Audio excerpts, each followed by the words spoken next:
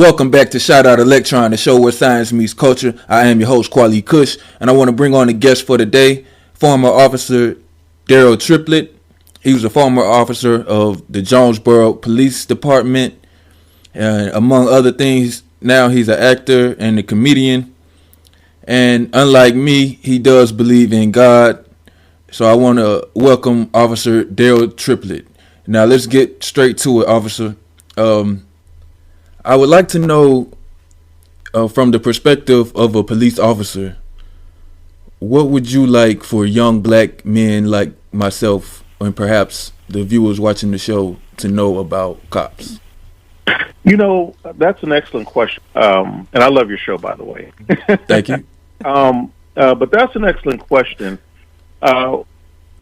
You have to know that this is, I've heard a lot of people say that this is, well, the police officers need to be trained more. To me, this is not a training issue, because if it was a training issue, you would have just as many African-American police officers shooting and killing unarmed black men than what you would white or Caucasian officers doing the same thing. This is very simple. In order to get to the ground root of this problem, you have to address race. And you have to address race within the police department, and you have to address race within America. If we don't address that, we're sort of just tap dancing around the situation. And I know nobody wants to talk about it, but we have a very serious problem, and we have to address it. And frankly, I think that the way to do that is, you have to get the police talking to the community talking to the police, and not about no BS. You have to come with real stuff when you're communicating. It has to be a two-way conversation. The police can't just shut down just because the community's talking to them, and the community can't shut down just because the police is saying something. And it's a tough time for us right now. In that respect, how do we go about bridging that gap between the community and the police department? Because it seems like there's a disconnect. Like, the police officers, once they're in uniform, they're not part of the community anymore. How do we start that conversation? Oh, absolutely. I think it has to be initiated by the police, and I'll tell you the reason why. Is because the police department and the chiefs of police and the sheriffs are the ones who control the police officers. And until we have change at the top, now I'm not for necessarily firing every chief when a disaster happens in that jurisdiction, because some of these chiefs of police have 36,000 officers to worry about. Others are smaller, but you have to start from the top there, and it has to be some type of meaningful conversation. Again, it does no good to tap dance around this issue. You got to address it straight on. Mm-hmm. How can police communicate with the African-American community, because that's the only one that seems to be being shot and killed. And murdered, and that's what my sentiments exactly. Sorry to cut you off, but this is what we're talking about. Neither side trusts the other. Every time the police get caught with their hand in the cookie jar, they say they were afraid for their life or something like that. Every time a black person gets pulled over, they're afraid for their life, whether they doing something wrong or not. So if neither side is trusting the other, how do we even start to bridge a gap between a dynamic like that? Yeah, sure. I think it has to come from both sides of the fence, man. I think the police would be a pretty good way to show a good faith effort to initiate those conversations by holding community forums. Now, I'm not talking about argument sessions. I'm not talking about going there and we all know what has happened. All right. We are all disgusted by what has happened. We all know that there's racist cops out there. So, I think it would be great if the community police departments started the conversation off. But if they don't do it, then the community has a responsibility to do it by holding our elected officials accountable. And best believe when that mayor tells that chief of police, hey, you need to go meet with these guys, it's going to get done. But I think with a lot of the chiefs of police, they've expressed that, of course, the situation, all of the situations to me are huge, because you should not have a police officer shooting unarmed black men. at an alarming rate like we're doing. We shouldn't have it at all, but definitely we've been preaching this for years. It's got to start. My opinion would be with the police, because the last thing you want, people act out and you see riots and turning over cars and setting police stations and police cars on fire. When people don't see justice, when you see an officer choke a man out on video, and the police department comes back and says, that wasn't a chokehold. And by the way, we're not putting no charges on these officers, too, and they just skate free. See, that is what drives the community crazy. I agree. And there are a lot of good cops out here who call BS on that. So it is deeper. Like I said, it has to start from the top.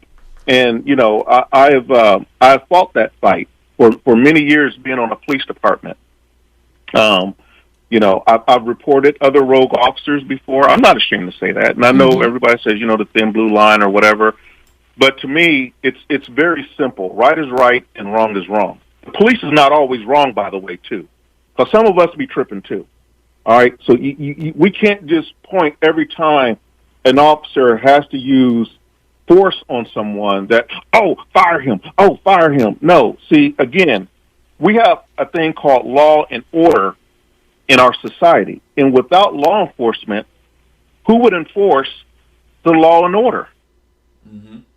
I mean, look at what has happened now, like I was talking about in Minneapolis, in Seattle, where they're having all these mass shootings now. These are not police-related shootings. Black-on-black crime. Yeah, imagine without the police. True. But in the same sense, officer, what do you say about police who stand there and watch another cop murder a man in the middle of the street? No, that's an excellent question. If you look at that situation, these guys were new, but to me, that's not an excuse, because we took an oath. We took an oath to swear to uphold and protect the citizens of where you live at, to enforce the law.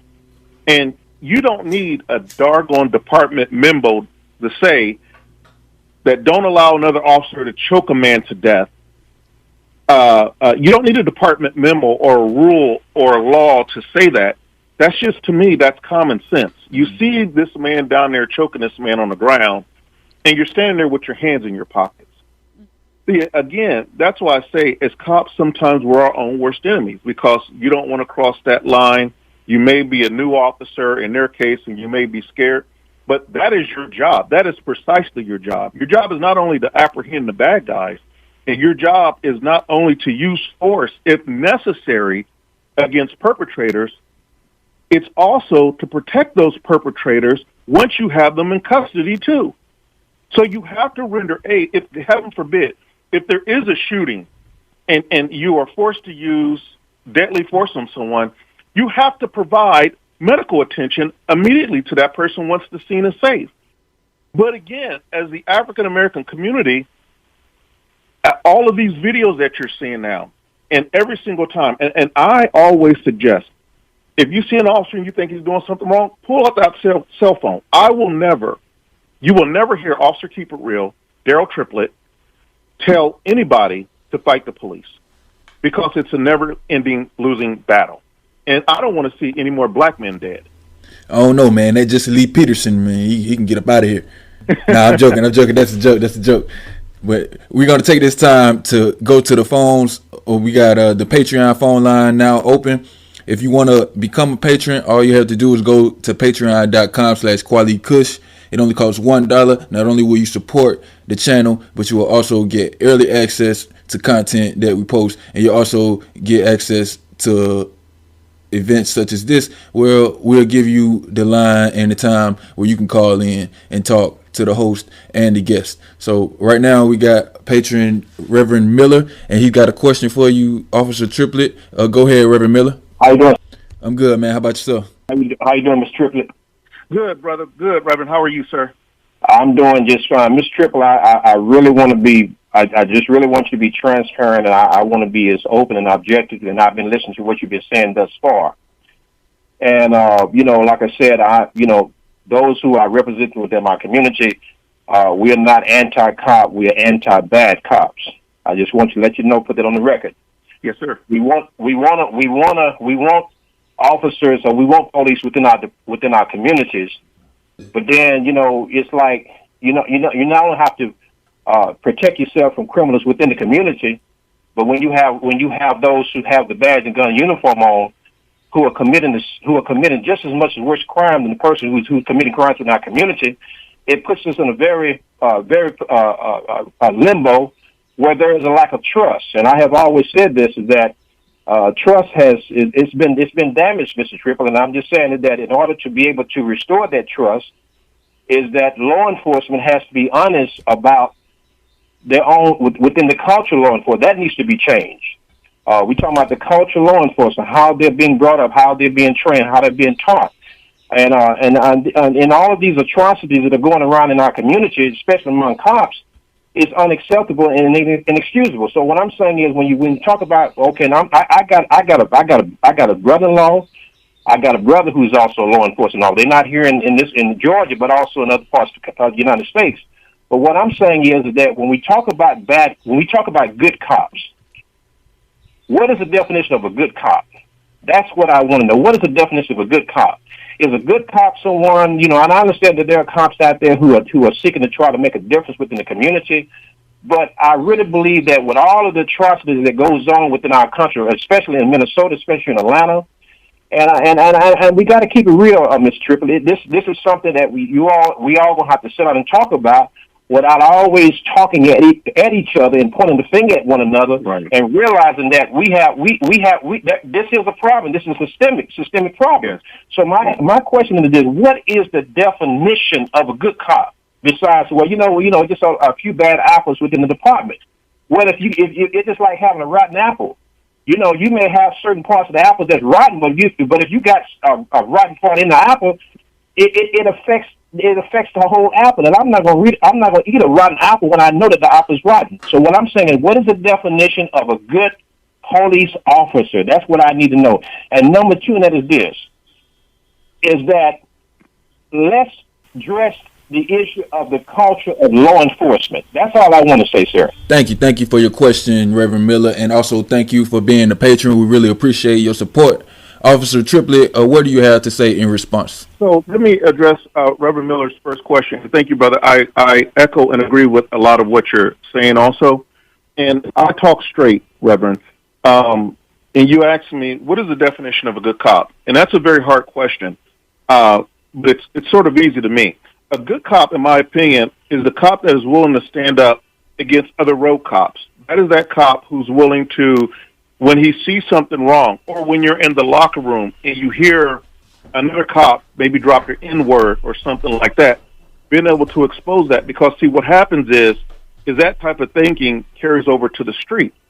A good cop also looks at a situation and go, even if it's a white person on a black person, or a black person on a white person, and is able to say, you know what, hey, Mr. Bad Guy, hold on. This ain't about race. You're wrong on this. You robbed a liquor store. You drove drunk. You did this. You did that, or whatever. You got to go to jail and pay your debt to society, too. So, see, it's not just a one-sided flip of the coin of where every time a cop does something wrong, we're all jumping down their throats. Yeah, I feel you, but it seems like there are none of these cops that are speaking out against the road cops that you speak by. And I think that's kind of what Reverend Miller was alluding to. Where are these good cops that speak out against these so-called bad apples? We don't see them speaking out against them. If that's the case, Christopher Dorner was a good cop. He spoke out, and you see what happened to him. So where are the good cops that speak out against these road cops that you speak of? No, yeah. Again, when I think of a good cop, and in my tenure of 25 years of protecting and serving, you've got to be willing to fight the hard fights as a good cop. It's not always easy, and sometimes you have to go against the grain in order to do that. And when I tell you, Reverend, I'm not speaking only as a black cop, and I'm talking to my white cops out there also, that when you have to tote that line, you have to tote it with blinders on, when you're out there and you're dealing with calls, it is very easy to get caught up in the day-to-day negativity that goes on in the streets. But you got to realize everybody out there ain't bad. And like I said, you just got to be a stand-up guy. See, being a good cop starts far before you get a badge and a gun. Being a good cop starts from you being just a decent human being. And if we miss that important ingredient, the only thing you're going to have is an idiot with a badge and a gun. So you're saying it's all about the individual character of a person? It starts with who you are. Daryl Triplett isn't a good cop because I'm a cop. Daryl Triplett's just a good guy, regular, that just so happens to be a cop. I hear you. We got another Patreon in the building that want to say something to you. Officer Triplett, go ahead and say hello to Jihad from the West End. How are you, sir? I'm fine. How are you doing? Good, brother. Well, 2 questions, if I may. I have a problem with us expanding the conversation too broad. The issue is bad policemen. We shouldn't, and I don't think anyone ever implied that all police are bad. I don't think anyone ever implied that we don't need policing. I think that in this particular situation, or in any industry that we have, there are people who don't meet the standard of that particular profession. Our issue with the police department is taking all of this for you all, for the police department, not you, for the police department and administrators, just to admit that there's 1 bad guy or 2 bad guys or 3 bad guys. Why sacrifice a whole police department when you could clearly see that this particular person does not have the character that you talked about? And when they looked into the man's folder, he had 12 other grievances, eight of them legitimate or something like that.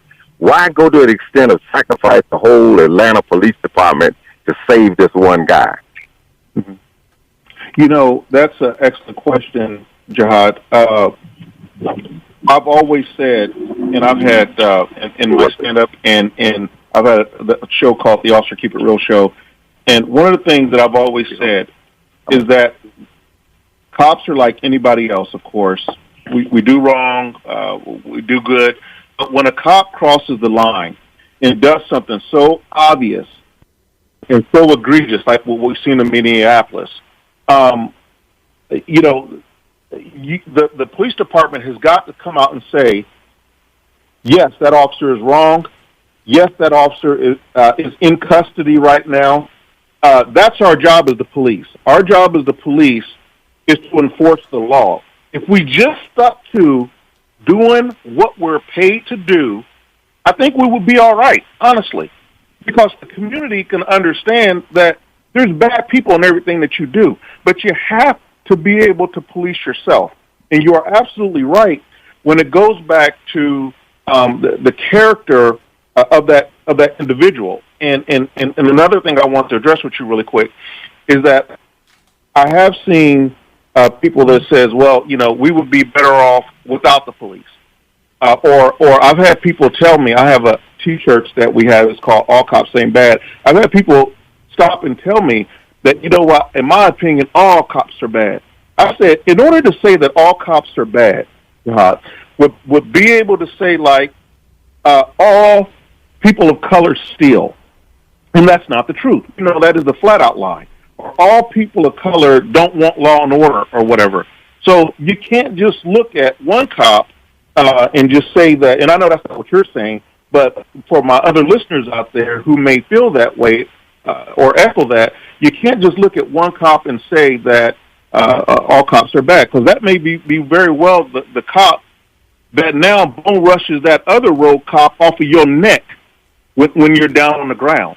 So we've got to give support to where there's support needed. But again, you're absolutely right when you say it shouldn't take black folks to move heaven and earth, and black and white folks, I'm sorry, because there's just too many white folks out there protesting and rioting too, to move heaven and earth to get the police department to say that, yes, this officer was wrong. Right, but this could all be because of the technology age. I mean, everything's being filmed now, and that could be the only reason why these officers want to come and admit their wrongdoings now. But let's ask the patrons. We got another patron. Gregory from Charlotte, North Carolina. Gregory, you can go ahead and ask your question. Yes, my question refers to the Justice and Policing Act of 2020, which is being introduced by Congress as a bill tomorrow. And as part of the provision of that act, Congress hopes to restrict or roll back what's called the 1033 programs. And that's basically the programs where the military will come back from a war like Iraq or Afghanistan, and the Department of Defense will give local police departments like Atlanta, Charlotte, or Jonesboro military-grade equipment. And so my first question for you would be, do you think it's a good idea to have this provision to take this military equipment away from the police? And also, do you think that this was a problem, looking back at the past, that when you give local neighborhood police military equipment, it makes them act like military police and they see the people as the enemy? I'd like to get your opinion, Officer Triplett. Yeah. I don't think that it's like I teach my kids, a gun is not I've never seen a gun just sit on a counter and just go off by itself. And the same with military equipment. I don't think that giving military equipment to the police will make the police act like military, because you still need a human being driving force behind that tank or behind that gun or whatever to make that happen. So I don't necessarily, because there are a lot of bad guys out here, Gregory, that outnumber us with guns, ammunition, all types of deadly things that they have out there. I don't think necessarily, I think that's sort of smoke and mirrors in my opinion, because I don't think necessarily that a piece of equipment is the problem here. I think the problem is race. I've said it 100 times and I'll keep saying it. I've got to tell the truth. And I don't want to sound like I'm beating a dead horse, but when you take a racist person and you put them outside of their environment, what they're used to, and then the first time, you know, everybody knows we just loud. You know, we ain't going to bust a grape in a fruit fight most of the time. You know, but and when you put someone in that situation, it's easy to scare them. And you have these unfortunate situations that happen. And then also, we have to look at that officer's background. When I'm talking about, does he have any KKK affiliation? Is he in the Aryan Nation or any other type of groups like that? Those have to be strong parts of a background investigation. But it's very difficult to do that when the officer that's doing the background may be very well from that background of the KKK also. Right. I have to tell the truth. That makes a lot of sense, man. It makes so much sense. Like, why would the police be recruiting racists? Well, because the recruiters are racist themselves. That makes perfect sense. But let me ask you this, Officer Triplett, as a black man, in the case of Mr. Rashard Brooks in Atlanta, if you were called or dispatched to that incident, to that scene, how would you have handled the scenario with Rashard Brooks? You know, that is a very difficult. That's a very difficult situation right there. And I know I did a video on this on my YouTube channel, and it's called "I Was Black Far Before I Was Blue," and that is a very difficult case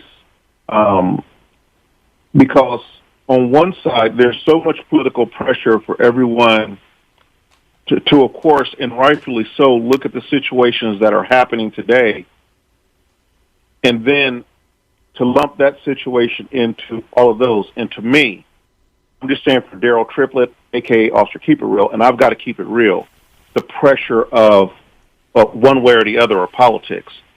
And when you look at the Minneapolis situation, where these officers are outright killing this guy, he outright killed him on video, and he didn't give a darn who's seen it, and he stood there with his chest out like he was on a trophy or something.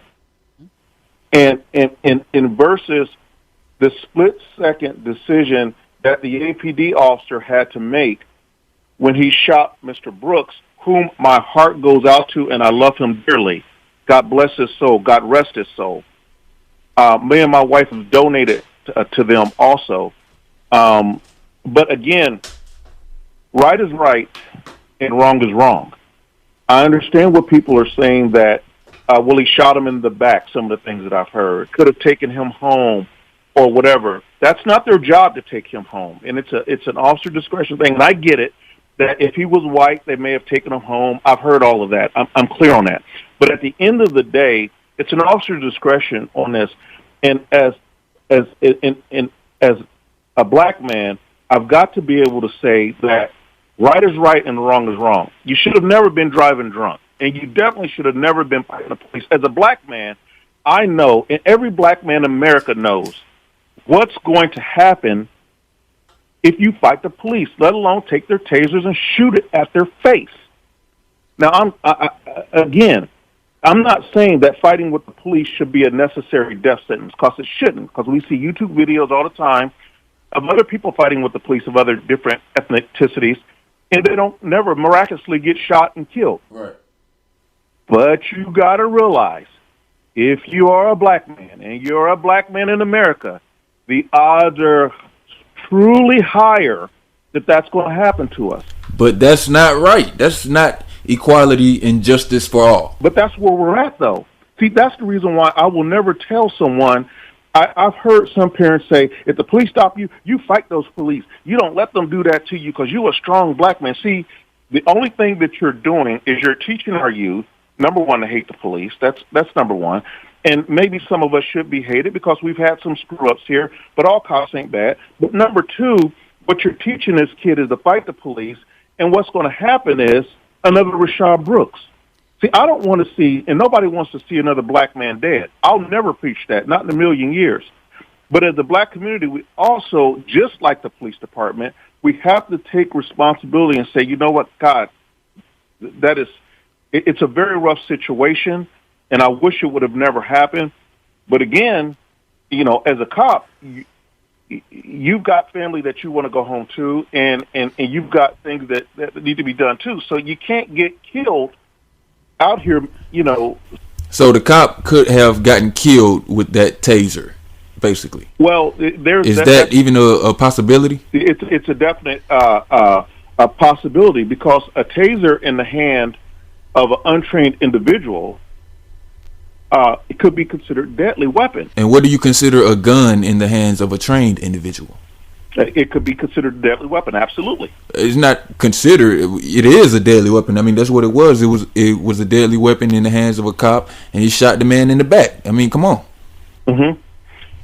And see, again, you know, I hate this, but, you know, I've got to stay on. If we don't stay on the side of law, and you don't understand the law, I could easily see where it says the law says 4 things have to happen in order for a police officer to be able to use deadly force. You have to have ability, opportunity, jeopardy, and preclusion.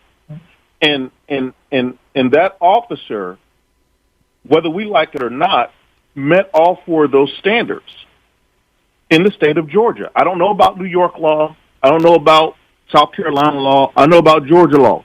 And this is where this happened at. Okay, I see. Let me go to Michael in McDonough. Thank you for being a patron and supporting the channel. Michael, go ahead with your question. Hey, Daryl. Listen, first of all, this is keeping it real. But I don't think you're really keeping it real for the listeners who are, I mean, really, they just, they really have genuine, honest answers. And I spent 25 years, of course, in federal law enforcement. And just to be transparent, there are things that we could absolutely not even think about doing that perhaps on a local level that officers could. Now, just put that out. But I think what you have done, number one, before I ask 2 questions, 2 questions that was asked to you as far as what's a good cop, and you said, well, I don't know, but then what would you have done in the Miss Brooke case? And you said, well, that's difficult. Well, right there's nothing difficult about making a decision whether you're going to take deadly force, and there's nothing difficult about asking and answering what is a good cop. Obviously, as you mentioned about the locker room, officers can say whatever they want to say in the locker room. There's such thing as good and bad. I mean, you can say what you want to say. I don't have to be a part of the conversation. But when you go out into the street, the community policing part, that is when it becomes now a law and a legal issue.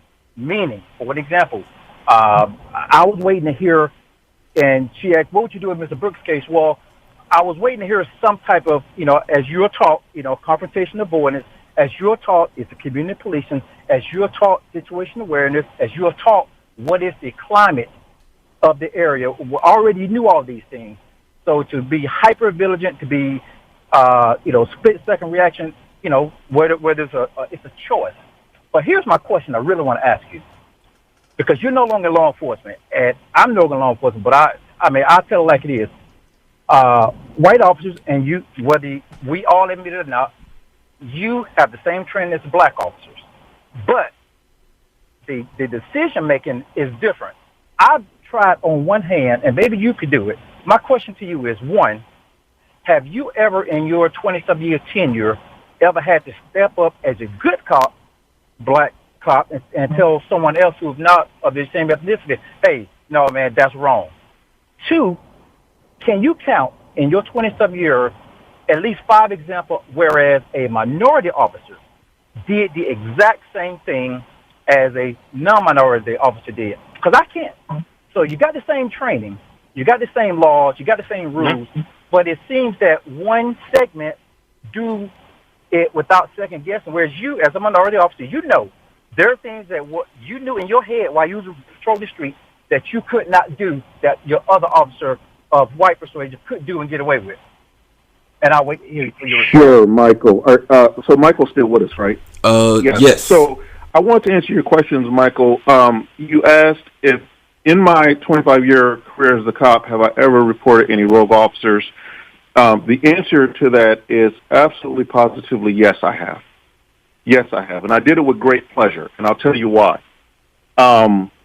Because, again, I can't just preach on the behalf of the cop and then when it comes to the bad cops, not preach it.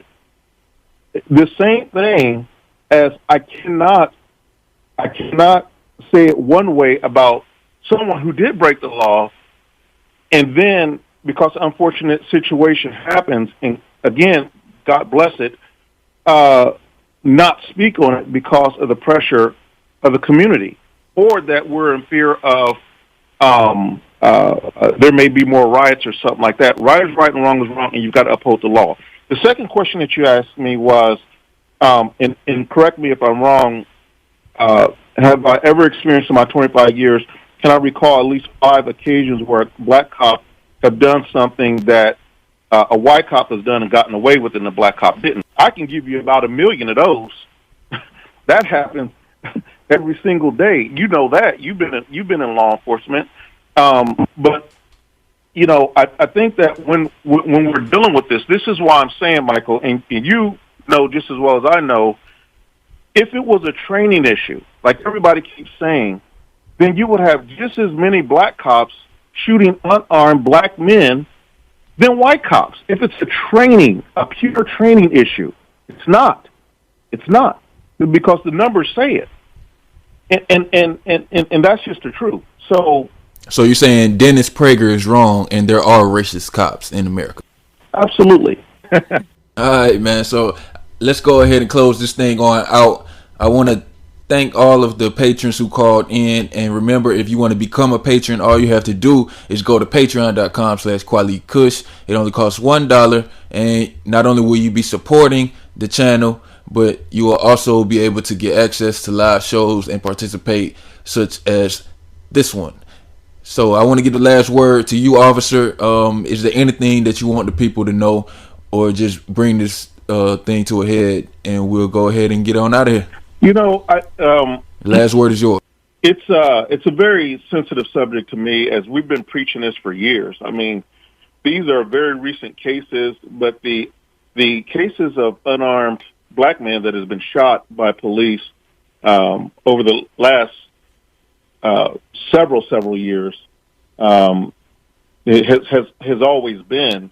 And I think with just modern technology, it's sort of bringing it to the forefront of what we've been saying all along, that this needs to be very strong police reform, and that this is something real that happens. We have a lot of great cops out there.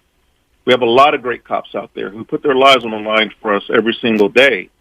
But with any profession, you know, you're going to have some bad apples, and unfortunately, being a police officer is sort of like being a pilot. You sort of can't have a bad day. You can't mess up like that, you know, because you get to go to jail or dead. So it's a difficult time for police right now. It's a difficult time for the African American community.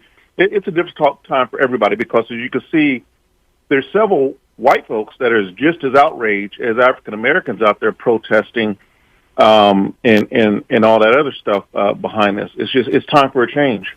Well, there you have it, folks. From one of the boys in blue himself, it's time for a change. Thank you for listening to another episode of Shout Out Electron. I am your host, Kweli Kush, and don't forget, if you want to support black-owned businesses, you can do so at KweliKush.com. That's KWELIKUSH.com. Just click the shop tab or the black-owned business tab. Every product on this website is owned and operated by black people. Support black businesses at KweliKush.com. And if you don't want to buy anything from KweliKush.com, you can always order a book from any of the links in the video description or from the blog. Anytime you order one of those books, Amazon will give a commission to KweliKush.com, and it helps us make more content like this and the New Thug Show. So please visit the blog and support all of these black businesses. Thank you again for listening, and see you next time. Hey, did you know Amazon had a website for black businesses? That's right, blackownedamazon.com. If you're black, show you're black. Shop black. Every single product on blackownedamazon.com is from a black-owned business. And not only that, when you buy from blackownedamazon.com, Amazon will donate a portion of your total purchase to assist new black-owned businesses. So if you're black, show you're black. Shop black. blackownedamazon.com. Be sure to bookmark this website so that you never forget to shop at blackownedamazon.com.